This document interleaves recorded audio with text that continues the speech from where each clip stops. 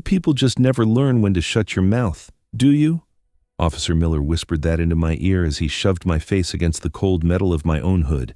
He twisted my wrist until white-hot pain shot up my arm. He wanted me to scream. He wanted me to cry. He wanted me to be exactly what he saw, an angry black woman in a hoodie driving a car she couldn't possibly afford through a neighborhood she didn't belong in. "You're going down for resisting, sweetheart," he laughed, tightening the cuff one more notch just to be cruel. "Resisting and disorderly conduct.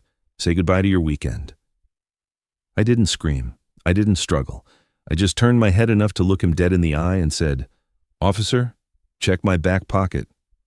"I'm not checking. Check the pocket." He scoffed, reached in, and pulled out my ID wallet.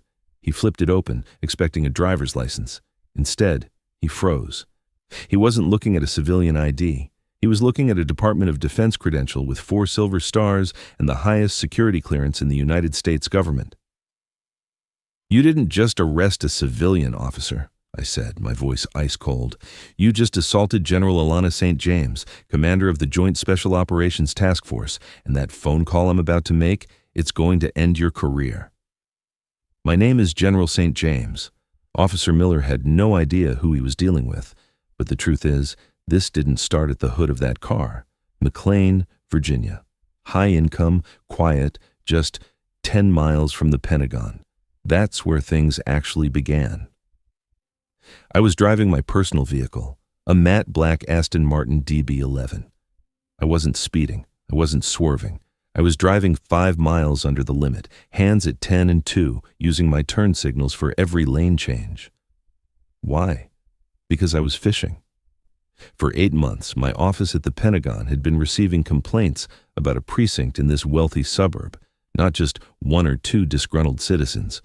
We're talking about 47 formal complaints filed with the Department of Justice. The pattern was clear. Officers from this precinct were systematically targeting minority drivers in affluent neighborhoods. The charges were always the same: resisting arrest, disorderly conduct, possession of drug paraphernalia. But here's what made it federal. These officers were using their position to seize vehicles under civil asset forfeiture, then selling them at police auctions. The money wasn't going into department funds. It was disappearing into offshore accounts. They weren't just racist cops. They were an organized criminal enterprise wearing badges. Every time the FBI or Internal Affairs tried to investigate, the evidence vanished. Body camera footage would malfunction. Dashcam files would be corrupted. Witnesses would suddenly refuse to testify. They had someone on the inside protecting them. We suspected it went all the way up to the chief, but we couldn't prove it. So 6 weeks ago, I volunteered for an operation that technically wasn't in my job description. As a 4-star general, I oversee joint military operations, intelligence coordination, and strategic planning. I don't usually do street-level operations, but I grew up in Atlanta, Georgia. I grew up watching my father, a decorated Army colonel, get pulled over in our own neighborhood because he was driving too nice a car for someone who looked like him. I watched him stay calm, keep his hands visible, and swallow his pride to make it home alive. I was 12 years old, sitting in the back seat, and I made myself a promise. One day, I would have enough power to make sure no one else had to swallow their pride just to survive a traffic stop. So when this case landed on my desk, I didn't delegate it. I took it personally. The plan was simple. I would dress like a civilian, drive through the 4th Precinct's territory in an expensive car, and wait for them to take the bait.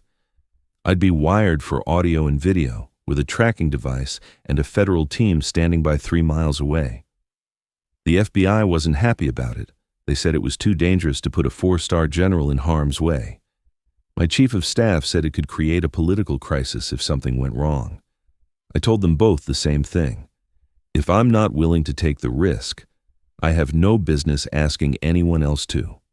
So on a cold Tuesday evening in November, I took off my uniform, put on jeans and a green hoodie, and drove my Aston Martin into the precinct's territory. I had 2 rules: stay calm, record everything. It didn't take long. I'd been driving for maybe 20 minutes when I saw the blue lights flash behind me. I checked my speedometer. 32 miles per hour in a 35 zone. I hadn't rolled through any stop signs. I'd used my turn signal. There was no legitimate reason for this stop. But that was the point.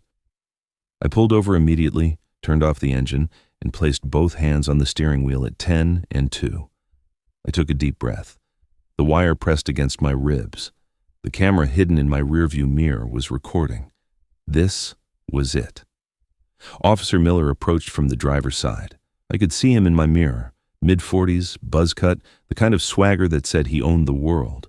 He didn't ask for license and registration. He tapped his baton on my window, hard, 3 times. Roll it down. I lowered the window halfway. Good evening, officer. Why have I been stopped?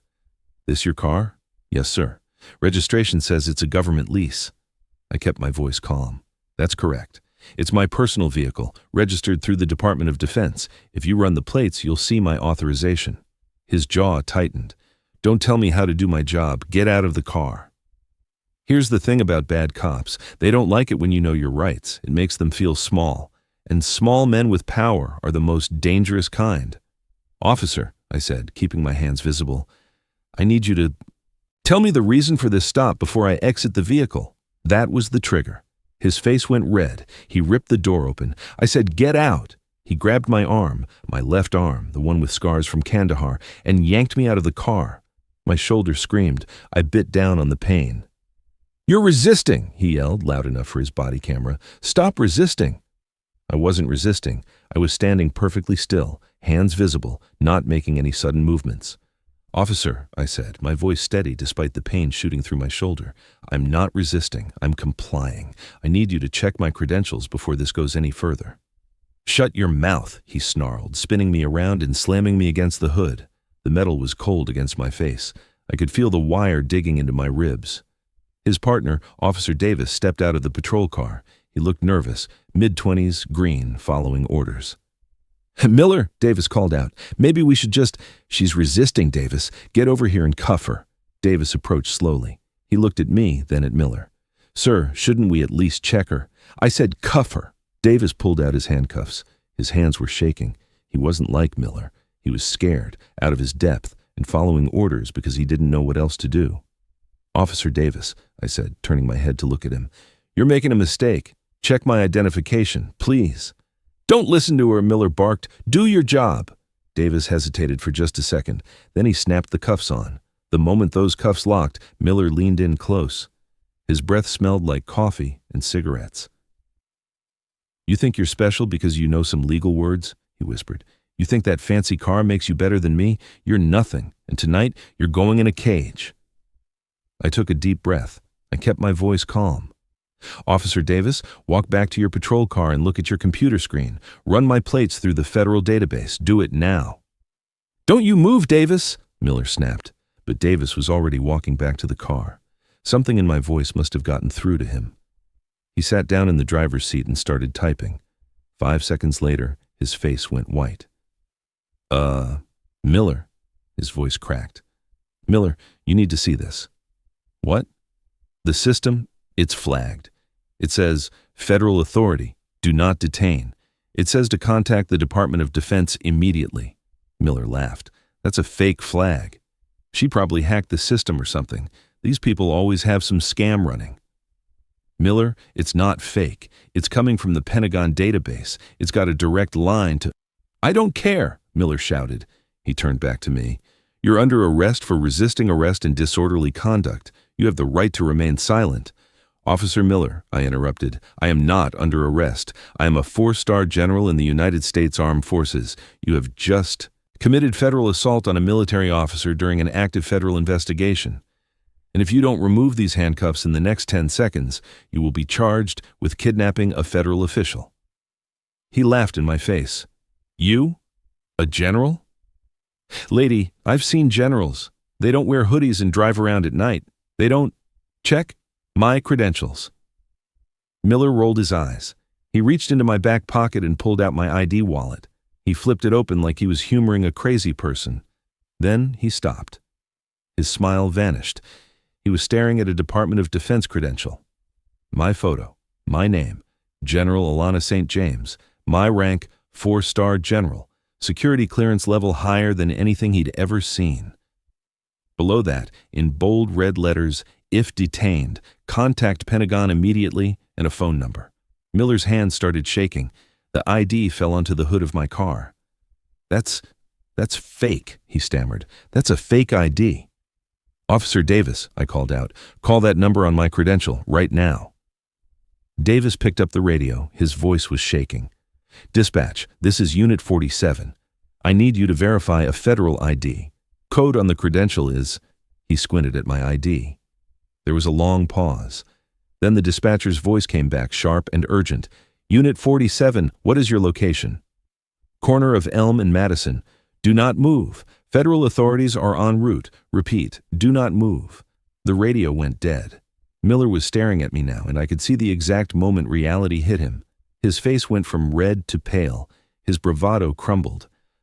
I didn't know," he whispered.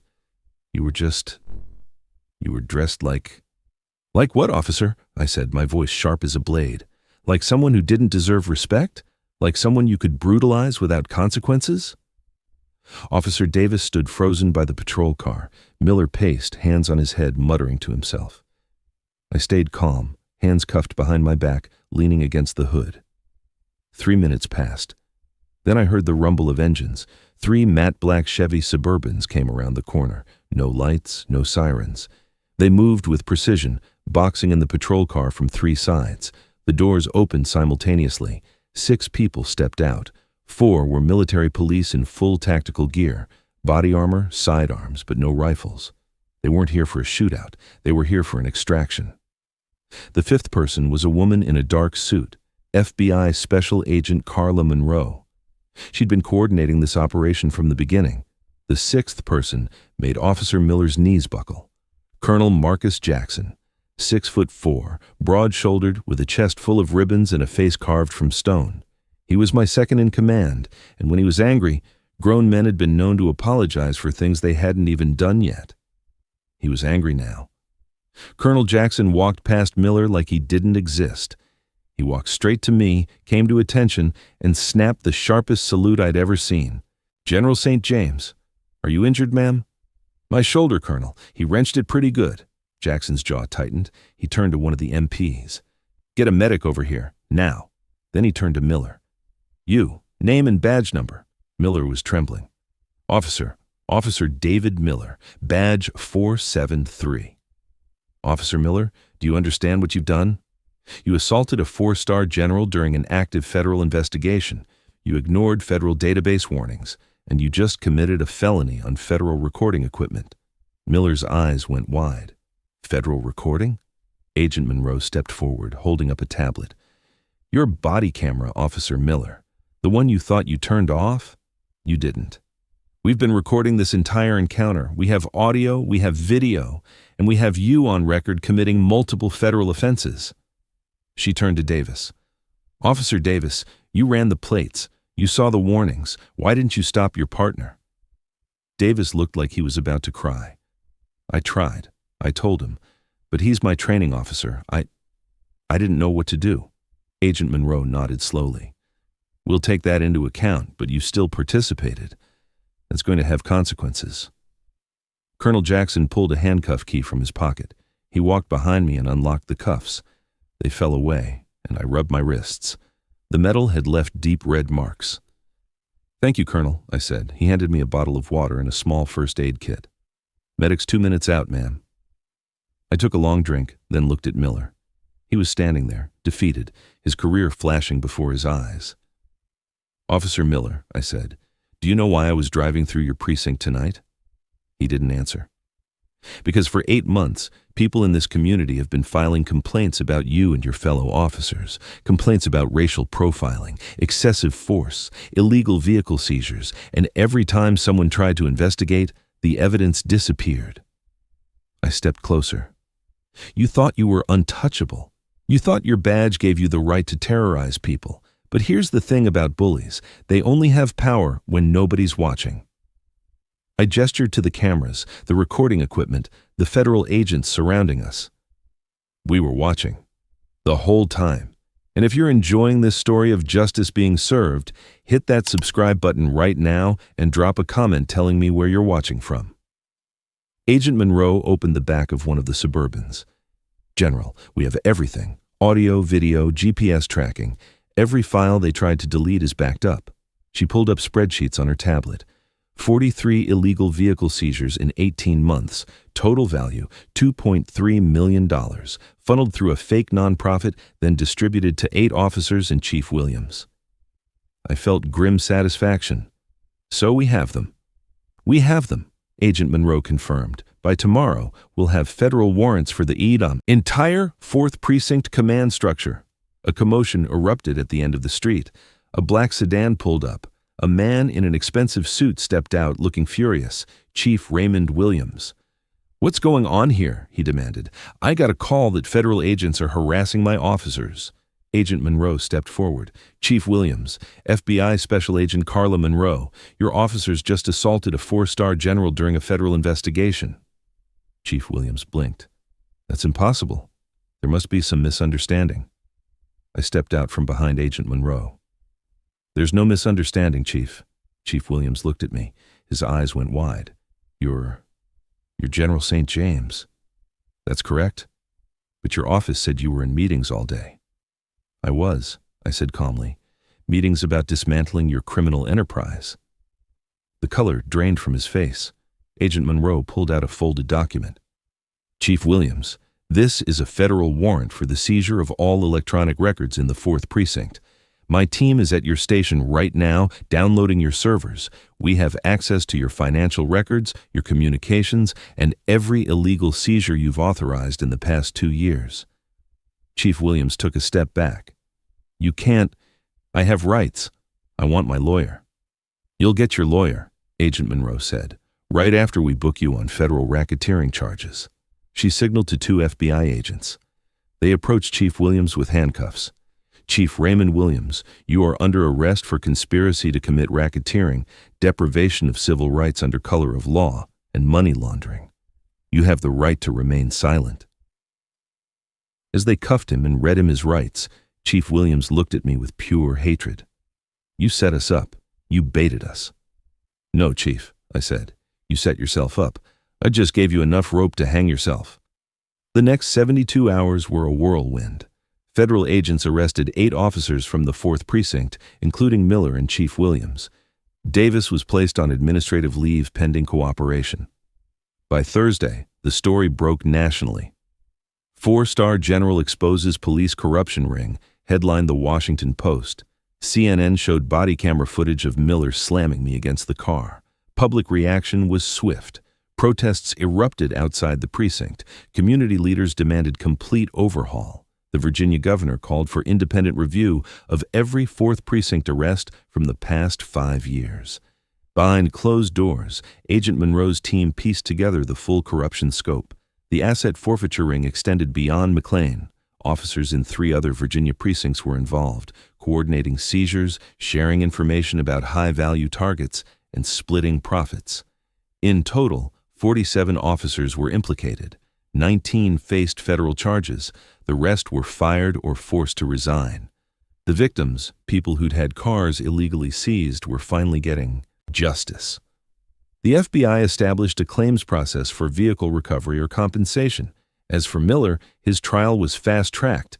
The evidence was overwhelming. Body camera footage, federal recordings, my testimony, Agent Monroe's testimony. Even Davis testified against him. The jury deliberated for less than 3 hours, guilty on all counts. At sentencing, the judge was direct. "Officer Miller, you betrayed your oath. You used your position to terrorize innocent people. You assaulted a federal officer and obstructed justice. The court sentences you to 15 years in federal prison with no possibility of parole." Miller stood handcuffed, face blank. No apology, no remorse. Just silence as bailiffs led him away. Chief Williams got 12 years. Other officers received 3 to 10 years, depending on involvement. Davis was the exception. He cooperated fully and wasn't part of the financial scheme, so he received probation and community service. He'll never be a cop again, but he won't see prison. I think about Davis sometimes. He was young, scared, caught in a corrupt system. He made mistakes, but he wasn't a predator like Miller. With better training and leadership, he might have been a good cop. But that's not our world. Not yet. 3 months after the arrests, I received a letter, handwritten, addressed to me at the Pentagon. The return address, a federal prison in West Virginia. I opened it. General St. James, I know I don't deserve your time, but I wanted you to know something. I was wrong. I was angry, and I was wrong. I treated you as less than human because of how you looked. I used my badge to bully people because it made me feel powerful. And I destroyed my life because I couldn't see past my hate. I'm not asking for forgiveness or mercy. I just wanted you to know I understand now. What I did was evil, and I'll spend the rest of my life paying for it. I hope the people I hurt can find peace. Officer David Miller. I read the letter twice, then I shredded it. Because sorry doesn't fix a broken system. A predator in a cage is still a predator. Words are cheap when you're staring at 15 years. What matters is what you do when you have the power, not what you say when it's been taken away. Here's what I know. Change doesn't happen because bad people suddenly become good. It happens because good people refuse to stay silent. For decades, people in McLean knew the 4th Precinct was corrupt. They filed complaints, they organized, they tried to hold the system accountable. But the system protected itself. It took a 4-star general in a hoodie to break through. It took federal resources, surveillance technology, and months of planning. That shouldn't be necessary. Justice shouldn't require that level of power. But until we fix the system, it does. So here's my message. If you see injustice, speak up. File complaints, record everything, organize with your community, and don't stop pushing, even when it feels like nobody's listening. Because somebody is listening. Maybe not today, maybe not tomorrow, but eventually the truth comes out. And when it does, those who abuse their power will face consequences. Officer Miller is currently serving his 15-year sentence at a federal correctional facility in West Virginia. He'll be eligible for release in 2037. Chief Williams is serving 12 years. The precinct was disbanded and restructured. Every officer was required to undergo retraining and psychological evaluation. The 47 victims who had their vehicles illegally seized have all received compensation or had their vehicles returned. And me? I went back to my job at the Pentagon. I still wear my uniform. I still drive my Aston Martin. But now, when I drive through McLean, nobody pulls me over. They thought they were untouchable. They thought a black woman in a hoodie was an easy target. They thought their badges gave them the right to bully, intimidate, and steal. But they forgot one thing. Authority isn't about the uniform you wear. It's about the oath you keep. And if you come for a general, you better be prepared to face the full weight of federal justice. Have you ever been judged by your appearance by someone who had no idea who you really were? Have you ever witnessed injustice and spoken up about it? Let me know in the comments below where you are watching from. Florida, Texas, Atlanta, London, Canada. And if you enjoyed watching Justice Get Served, hit that like button and subscribe. We drop new stories of karma, justice, and revenge daily. Stay safe, stay smart, and remember, you never know who you're talking to. See you in the next one.